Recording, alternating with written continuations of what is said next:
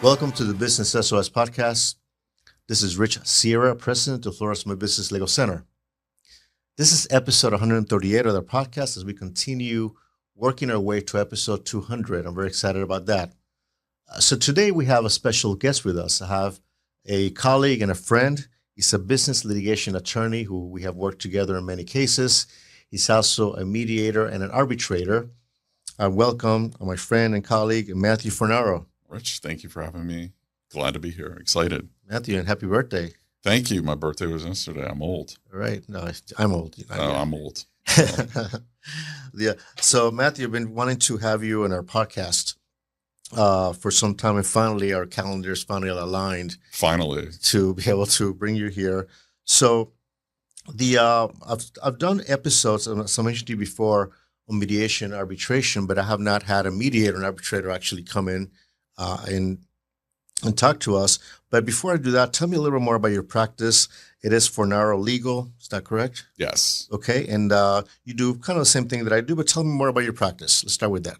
Sure. So I've been an attorney for 23 plus years. I've had my own firm, as you know, for almost 11 years. I focus on small businesses, entrepreneurs, and startups regarding all their legal issues, whether it's transactional or litigation.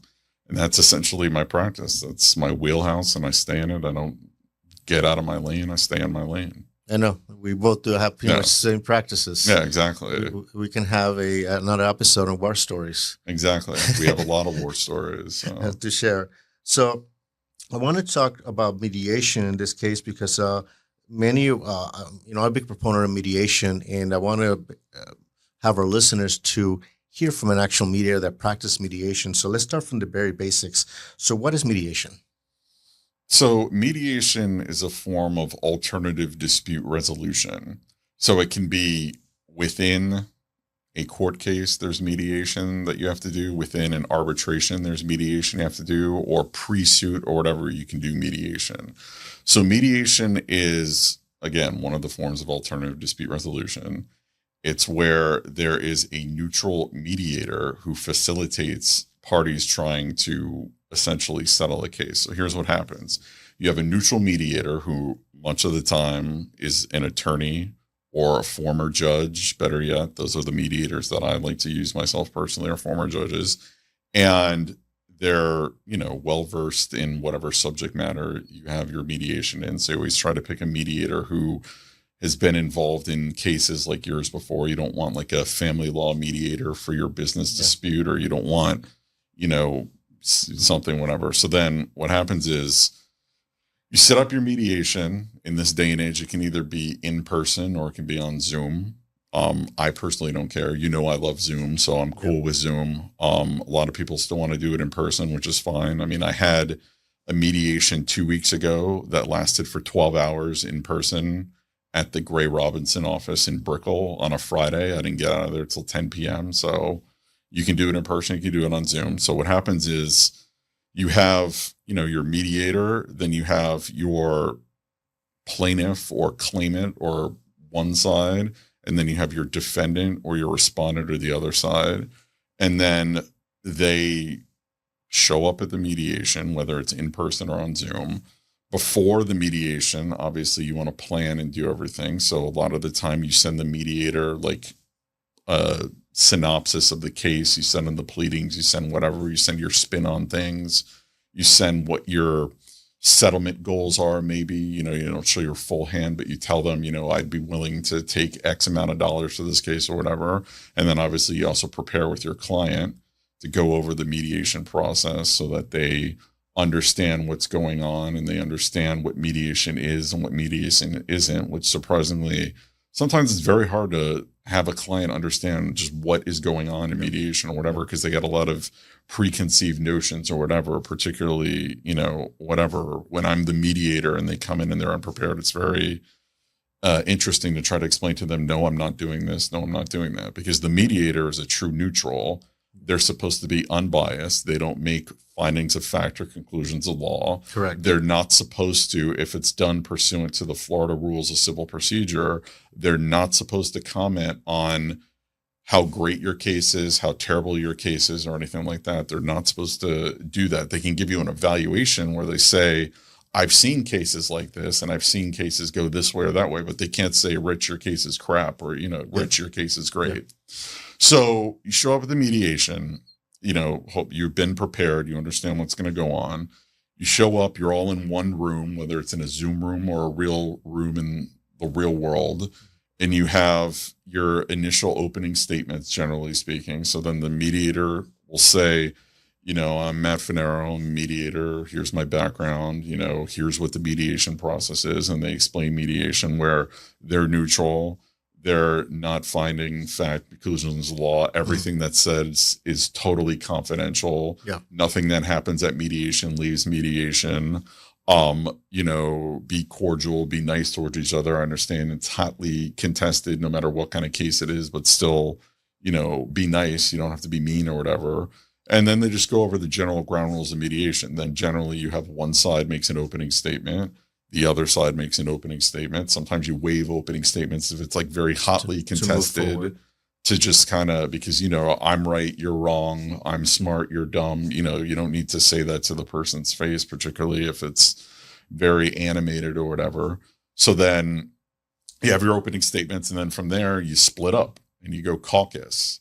So I'll just say plaintiff for lack of a better term. You have the plaintiff and their entourage goes in one room, and you have the defendant and their entourage goes in the other room. So you're supposed to only have, your attorney, the parties, if they're individuals, and the corporate representative. You're not supposed to have mom there for support, or, your uncle who, dropped out of law school who maybe can advise. They're not allowed to be there. It's only key players.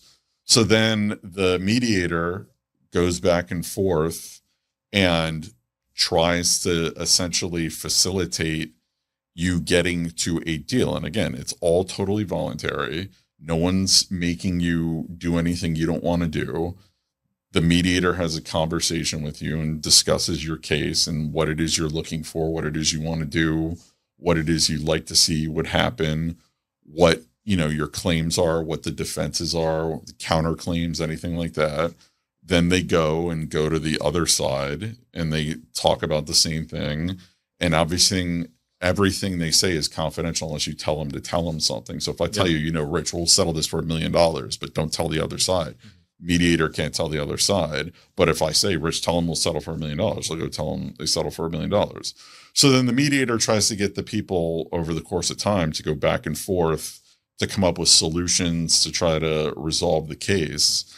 Sometimes it's not what you think it's going to be. It's going to be a totally different alternate, theory on whatever. It's not, you show up there, you got your hand out looking for money, and then you leave there with like a licensing agreement or something totally, whatever. Different.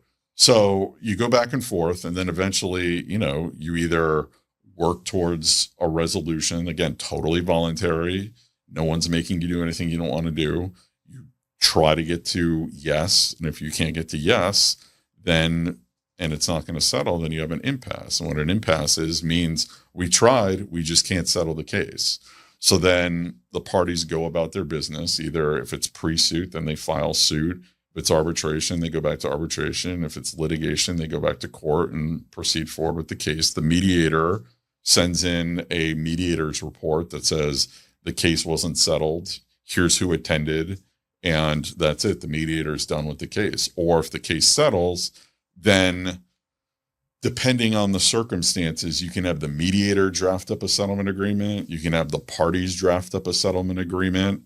And you work on your settlement agreement with all the key terms and everything. And then you reduce it to paper, and then it becomes a contract between the parties that they agreed to resolve the dispute. So instead of it being whatever, it's a contract that says, I'm going to do this, you're going to do that, I'm going to pay this, you're going to pay that, we're going to do this, whatever. The case is going to be dismissed, or we're not going to file a case, or the arbitration is going to be dismissed.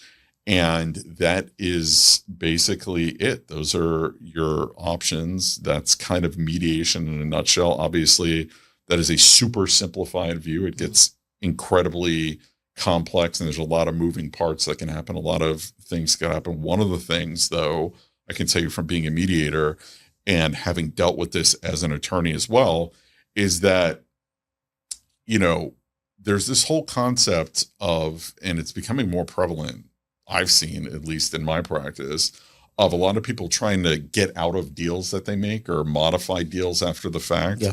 So one of the things when you're in mediation or whatever is that under the Florida rules of civil procedure, so if it's a state court case in Florida, the rules in the case law say that unless you have a signed agreement there at the mediation, you do not have a legal resolution. So later on, if you guys are like, oh, I'm tired, here's what it's going to be, we'll go home and draft it wherever. Later on, if someone wants to repudiate that or say that's not my deal, that can fly. They can get away with that because you didn't sign it at the mediation. The federal rules slightly different. They're more apt to enforce a settlement agreement. Non-litigation mediation, it's more like a contract theory. So was there a meeting of the minds or whatever? So the moral of the story is that if you can do it, it would be great when you're at a mediation to reduce to writing, finalize, collaborate back and forth, and have a signed mediation agreement. So that way it's done. There's no doubt as to who does what or whatever. I've seen, that's the best practice. I've seen other people where, at the end, the mediator will get everyone together after they explain to the plaintiff or they explain to the defendant what the deal is going to be or whatever. And they all get back together in the same room. And even if they hate each other or whatever, they still get back together. And they're like, here's the deal. Do we all agree this is the deal? Yes. And the mediator will send out essentially a self-serving email that says, here's the deal. You guys are going to write up the settlement agreement, whatever. So that's better than nothing, but it would be better to have the settlement agreement written signed down. by the parties. Yeah, signed by the parties or the people. And, that way there's no doubt as to what happens. Because I've been involved with, as the attorney, in the last probably the last 3 years or 2 years, I'll say, I've been involved in 3 cases where my client repudiated the mediation, the opposing counsel and the opposing party in another case repudiated the mediation, and then another case where the attorney was fired by his client because the client wanted to get out of the mediation and the attorney wanted to go along with it. So they got in a replacement attorney, and the replacement attorney is now attempting to repudiate the mediation deal. So, the moral of the story is when you go to mediation, you want to walk out with a signed document. I don't care how late it is. I don't care how tired you are. You went through the process. You might as well finish it the right way and have the signed agreement before you leave. That way there's no issue. And that's, in a nutshell, that is mediation. Yeah. Well, thank you. I've learned that the hard way many years ago that the parties were tired, said we're going to sign this, we're going to send drafts. And then one of the parties did not sign it. I don't know if it was my client or the other side, but yes, I think you got to sign it there. Yeah. And I prefer doing my own agreements. Yeah. It's just faster. I know the agreement. When somebody else drafts the agreement, then I have to go through. It's a longer process because it's not my agreement. So I have to really go through every single line. When it's my template already paired, and we already have, for my mediations, I already have a standard agreement template already, and leaving out the agreement, the key points that the parties agree to, blank. Yeah. But everything else is already there, the releases, so it makes the drafting process a lot faster. Yeah. So I'll tell Richard, prepare a template, we have it ready, in the case that this case settles. So what are the benefits of mediation? Say somebody's in litigation right now, and what are the benefits for them to go into mediation? Sure. So, litigation is a time and money consuming process. Even when you're the winner in the end, you're still going to have spent a lot of time away from your business, away from your life doing stuff. So the sooner you can get out of litigation, even if you're, the winner or whatever, the better. So mediation allows you to try to resolve the case sooner rather than later, and to get out of litigation or to get out of arbitration or to get out of a dispute. So the benefits is that it gives you an open forum where, you can go in front of an impartial mediator and, present your case. And again, the mediator's not or shouldn't, comment on, hey, Rich, it's a great case. I think you're going to do well at court or whatever. But they can be like, Rich, I've seen cases like this and here's what's happened. I've seen cases that go this way and cases that go that way. So when you do mediation, it gives you the opportunity to resolve the case sooner, resolve the case cheaper, gives you an opportunity to have a second set or a third set of eyes look at your case in the form of the mediator to be like, well, why don't you think about this or think about that kind of thing. Again, without commenting on the strength or weakness of your case. And then it also allows you to interact with the other side in a kind of dynamic forum where you get to see, during the mediation, like what their defenses are going to be or what their fallback position is going to be or where they're willing to go or not go in the course of the case. And again, confidential, but still you get to see, this guy was going to pay me $50,000 today. And I said, no, will he pay me $100,000, a few months from now, or will he pay me 25 a few months from now? So you get to kind of see each other's position. You get to see your position. You get to focus a little bit more on your position because you have to present it to a third party, although not the court, a mediator. So it helps you focus. It helps you do things. And again, it can help you resolve the case sooner rather than later. And it allows you to be in charge where you either agree to an agreement that you want or you don't. You don't get left with whatever the court rules. So that's why every federal case, every state case in Florida, and every AAA arbitration, JAMS arbitration, and NAM arbitration requires you to go to mediation before you go all the way forward with litigating or arbitrating a case. Yeah. And I think one of the other benefits is that this is the only opportunity the parties have to resolve the case on their own terms. Correct. Because the reality is somebody's going to make the decision. Mm-hmm. And when you go to court, there'll be a winner, there'll be a loser. There's no draw here.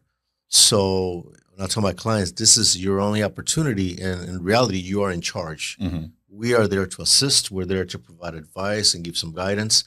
But ultimately, if the case resolves because the parties agreed to resolve the case, not because we were the ones, making that decision. Yeah. How can clients prepare for mediation? It's interesting because, with the AI guru, I don't have to tell you, clients are now more attuned to trying to figure out things on their cases and do their own legal research and their own AI research. So, which is interesting because sometimes it's helpful and sometimes it's not. So when preparing for mediation now, I get a lot of, from the attorney standpoint, I get a lot of clients who are doing their own preparation outside of what I'm telling them to do, and it's not necessarily very beneficial or whatever. From the mediator standpoint, I see a lot of people who are clients trying to do their own research and stuff, and it's, again, not very beneficial or very, very often left field, looking for very sectarian things to talk about or whatever. But I mean, to prepare for mediation, I mean, you have to, if it's a business dispute, like most of the stuff that we deal with, I mean, the business owner or the person who owns a business or the employee or whatever it is, I mean, they have to think first from a business perspective of, when I'm involved in a case or I'm involved in an arbitration or I'm involved in a dispute, that takes away from me being able to work on my business and make money. So they have to prepare from the standpoint of, here's an opportunity to get rid of this and get back to focusing on your business. Yeah. So when I tell them to prepare, we prepare all the nuts and bolts stuff, but also from the metaphysical standpoint of, get ready to make business decisions and make good decisions that ultimately may cause short-term pain or may not be exactly what you want. But in the end, it gets you back doing what you do, which is focus on your business or focus on your career or focus on whatever. So, to prepare, obviously, review all the documents, look over your pleadings. Please review your pleadings, know what you've actually pled in the case, know what the other side's pled, look at, your emails, your text, your evidence and all stuff like that. Meet with your attorney, go over what your strategy is going to be, have a, bracket or whatever you want to talk about of where here's your high number, here's your low number. Or if there's other things that are non-monetary terms, figure out what are must-haves or things that would be nice to have or not have, and just figure out the paradigm for what you want to do at mediation as far as what would you like to see leaving mediation versus what can you bear to live with leaving mediation. And that's generally how you prepare for mediation. I think that's very important. I think that from the client perspective, they need to really understand the facts. They will help us with the facts. I mean, they live this case. We did not. We know the case from the concept, from the perspective of the interrogatories, depositions, the text messages, the emails. We kind of reconstruct what happened that led to that litigation as a result of all the documents that we receive and whatever a client tell us. But they lived it. Yeah. The client lived that, and sometimes they can provide us details about something that took place that we were aware of. Yeah. Correct. So understanding those facts are key because that'll be helpful to us. Correct. We know the law. They don't need to give us ChatGPT or any type of, research. We got that. Yeah. But the facts are theirs. Yeah. When I prepare my clients, I actually do a mediation prep. Now what I actually do, I send them a copy, a link to my podcast about how to prepare for mediation. That saves me a great deal of time. Yeah. But in addition to that, we go over some strategies and tactics. And one of the things that I emphasize is that when the mediation comes in with an offer, and that's what happens usually, and I have certain guidelines. I like to see some movement within an hour and a half of the mediation. That's my preference. If I don't see any movement, I begin to say, okay, we're going to begin to shorten this out because there has to be some movement somewhere. When the mediator comes in with an offer, I tell them, do not react to the offer. The first offer is going to be no, and it's probably going to be something that is going to be insulting. But do not overreact, and we just let the mediator leave the room so we can talk privately. And then to have the discipline not to say anything when the offer comes in, and just say, and to know that they don't have to discuss any type of discussions with the attorney for the mediator. We can let the mediator leave the room, it's virtual or in person, and then we can talk about what the offer is, and then we can prepare a counter offer. And having that discipline about when to share information, when not to share information. The mediator needs to have they need to have a basis, they need to have the facts. But the mediator also, they're trying to put a deal together, and that's my, I've never done a mediation from a mediator standpoint, but they're trying to put a deal together. I had one many years ago. It was in person. That was way pre-COVID. In fact, I was at the same office building that you were in. Yeah. Here in Bay. Yeah. So that was way, way back. And the mediator went back and forth, and he went in with an offer. My client said, I will take this amount. And the moment he said that was over. Yeah. Because the mediator already knew what was the max he would take. Yeah. And that's the max we actually settled for. Yeah. Even his wife yelled at him. Yeah. So what are you saying that for? Yeah. So one of the mistakes that sometimes clients make, they get overreactive and they share things without consulting it with the attorney in front of the mediator. Yeah. And it's nothing, listen, it's okay to share with the mediator, but controlling the information and when the information is presented is very important because the mediator is trying to put a deal together and we do not know what the mediator learned from the other side. Yeah. You agree with that? No, I agree. I mean, from litigating, at this point, literally, I can say thousands of cases. Yes. Okay. I've seen a lot of stuff go down. So from the mediator's standpoint, I have seen hundreds of mediators over my career. So I have my opinion of what makes a good mediator and what makes a not good mediator. And like I said, I like using former judges for the most part as mediators because I think they do the best job. A lot of people have different disciplines or a lot of, different preferences or whatever. And, I'm fine with whatever. I get involved in cases where people try to really push an agenda and push mediators on you.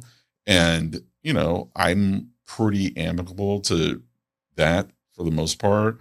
But, some people really want like a plaintiff's attorney or a defense attorney or whatever. And again, from my perspective as a mediator, I want to try to facilitate a resolution. Okay. And having seen from the litigation standpoint, all the different mediator styles and all the different things, or whatever, I'm not the kind of mediator who will just, do like a Henry Kissinger back and forth shuttle diplomacy thing where, you're going to go up $50 and then I'm going to come back and go down $50. I'm going to go up $50. And I've been involved in many mediations like that. And it's ridiculous. Yeah. I like to keep it moving. And like, I'm not making you do anything you don't want to do, but let's try to get to a resolution. I generally, I pretty much understand what's going on here, what the cases are about or whatever. Let's try to facilitate a resolution in a, more timely than not manner. And we can pretty much figure out if you're going to be in the ballpark that they want to settle in and they're going to be in the ballpark you want to settle. We don't have to do this. I go up 500, you go down 500. I go up 5, total waste of time. And yes, like I was telling you, I was involved on the attorney side. I was involved in a 12-hour mediation. That's insane. In person 2 weeks ago. I'm not going to get into the details, but it was a lot of that just back and forth, a lot of time and it was just total. I would have, as the mediator, I would have totally handled it differently. But, that's my style. People may or may not like it. It may or may not be effective, but I can tell you, I like doing things that way and it works for me. I try to get, things going in an expeditious manner as opposed to wasting everyone's time, because you can figure out pretty soon from a mediator standpoint if a case is going to settle or not, depending on the willingness of the parties, the creativity of the parties, the objectivity of the parties, versus, some people are really dug in and really obstinate about what they want to do. And it doesn't matter if we spend 1 hour or 12 hours, it's not going to settle. All right. So I'd rather we all move along and do whatever and save everyone a lot of time and effort rather than go back and forth and be whatever. But at the same time, if we have to take time to do it, then we'll take time to do it. Some people are punching in too. They just to meet the requirements of the court. Yeah.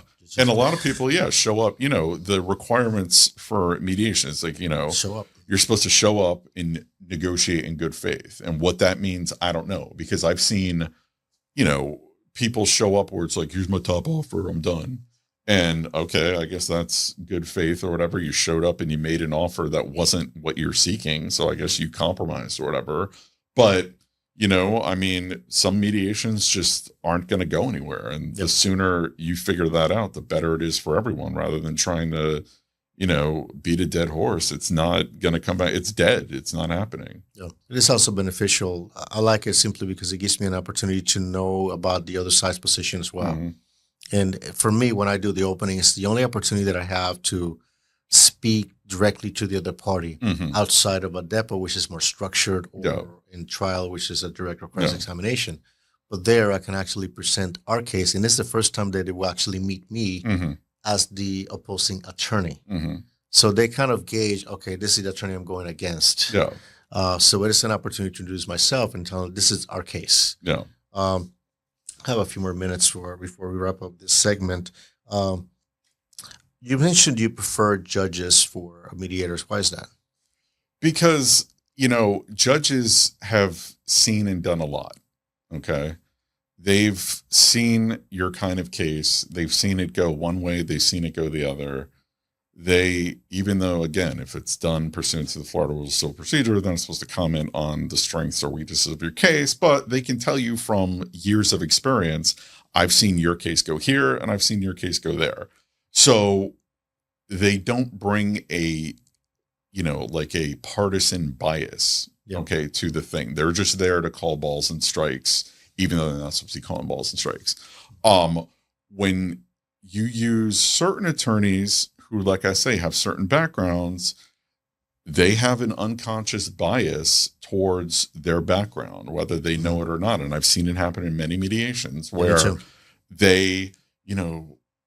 they cross the line and they start commenting on your case, or they start trying to steer you in one direction or another. And, I just have seen it happen too many times where I just, don't want to deal with that. And most times when you deal with judges, you're dealing with, people who've seen and done it all, and they present information in an objective way, and they don't have a bias, or they don't have even an unconscious bias. I'm not saying, the mediators are biased. I'm just saying in their mindset, they've seen it from one way their entire career. And are they going to now move to the other way and see it for this in your case, which is probably not, but judges have seen it from both ways. So that's why I like doing it. The judges have a lot better control over the parties and stuff as far as the actual process of the mediation goes. They have a lot more gravitas or whatever, a lot more deference. Yes. I think people are a lot more candid with judges too when it's caucus time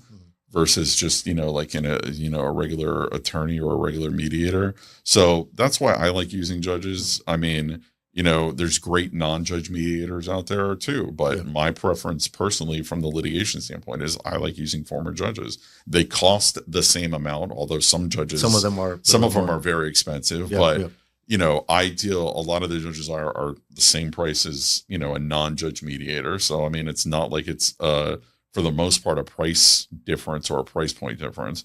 And I think generally speaking, you may or may not resolve the case, but you'll get a more productive result by having a judge as a former mediator or a former judge as a mediator. Yeah.